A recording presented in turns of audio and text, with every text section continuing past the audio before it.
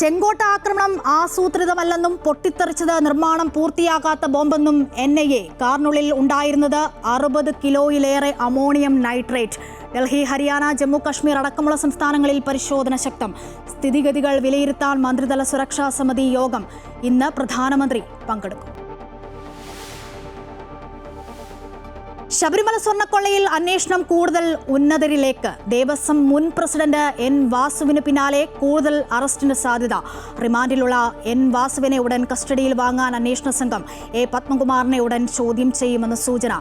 ദേവസ്വം മന്ത്രിയുടെ രാജി ആവശ്യപ്പെട്ട് കോൺഗ്രസിന്റെ സെക്രട്ടേറിയറ്റ് മാർച്ച് ഇന്ന്. മൂലമറ്റം പവർ ഹൗസ് അറ്റകുറ്റപ്പണിക്കായി ഇന്ന് പുലർച്ചെ അടച്ചു. പെൻസ്റ്റോക്കിലെ ചോർച്ച പരിഹരിക്കാൻ 1 മാസം സമ്പൂർണ്ണ ഷട്ട്ഡൌണിലേക്ക്.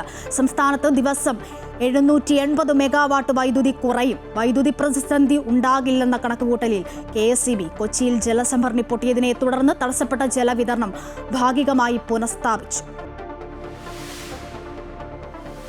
തദ്ദേശ തെരഞ്ഞെടുപ്പിൽ സ്ഥാനാർത്ഥി നിർണയം പൂർത്തീകരിക്കാൻ തിരക്കിട്ട് മുന്നണികൾ. സ്വതന്ത്ര സ്ഥാനാർത്ഥികൾ, മുന്നണികൾക്ക് തലവേദന. കൊച്ചി, കോഴിക്കോട് കോർപ്പറേഷനുകളിലെ ഇടത് സ്ഥാനാർത്ഥി പ്രഖ്യാപനം ഇന്ന്. ആലപ്പുഴയിൽ BJP സ്ഥാനാർത്ഥി പട്ടികയും ഇന്ന് പ്രഖ്യാപിക്കും. കണ്ണൂർ കോർപ്പറേഷനിലെ പട്ടികയിൽ UDF-ൽ തർക്കം. പാലക്കാട് കോൺഗ്രസിലും BJP-യിലും തർക്കം. ബീഹാറിൽ വോട്ടെണ്ണൽ മറ്റന്നാൾ. NDAക്ക് ഭരണ തുടർച്ച പ്രവചിച്ച് എക്സിറ്റ് പോൾ ഫലങ്ങൾ. എക്സിറ്റ് പോളിൽ കാര്യമില്ലെന്നും ജയം ഉറപ്പെന്നും RJD. കൂടുതൽ ഫലങ്ങൾ ഇന്ന് പുറത്തു വന്നേക്കും.